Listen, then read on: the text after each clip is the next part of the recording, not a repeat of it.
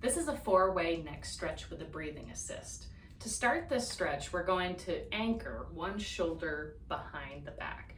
If this is uncomfortable for your shoulder, we can also sit on the palm of your hand. So beginning either standing or seated, we are going to place one hand behind the back.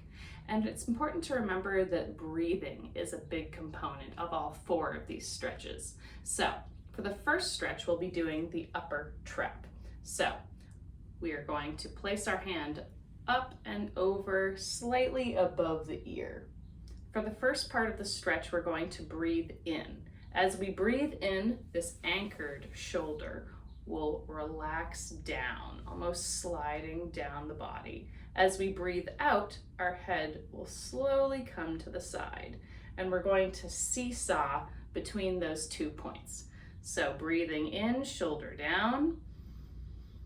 Breathing out, head gently comes to the side. Breathing in, shoulder down. And breathing out, head lightly comes to the side. For the other side, we'll simply switch to the other arm. Breathing in, shoulder down. Breathing out, head to the side. And we're not pulling, we're just lightly letting your head fall to the side. For our second neck stretch, we are going to work on the levator scap. So again, we're going to start by placing our hand behind our back. This time we're going to look about 45 degrees, reaching behind the head, and we're going to look down nose to armpit. Again, we're breathing in to anchor the shoulder, breathing out nose to armpit. For our third stretch, we're going to be working on the sternocleidomastoid mastoid. So for this stretch, we're going to find where your collarbone meets the sternum, and we're going to do a fairly firm tissue pull downward. So for this stretch next, we are going to lean our head away, or ear to shoulder, and then we're going to rotate your nose up towards the ceiling. And this is where we'll do some breaths.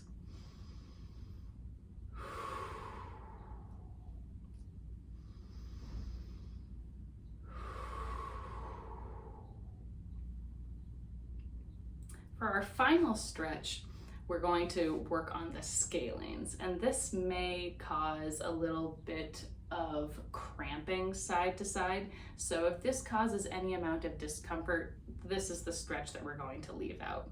We'll begin once again by having our hand anchored behind our back. This time we're going to look as far as we can away and over the shoulder. When we get to this point, if this is enough stretch for the scalenes, we can just breathe right here.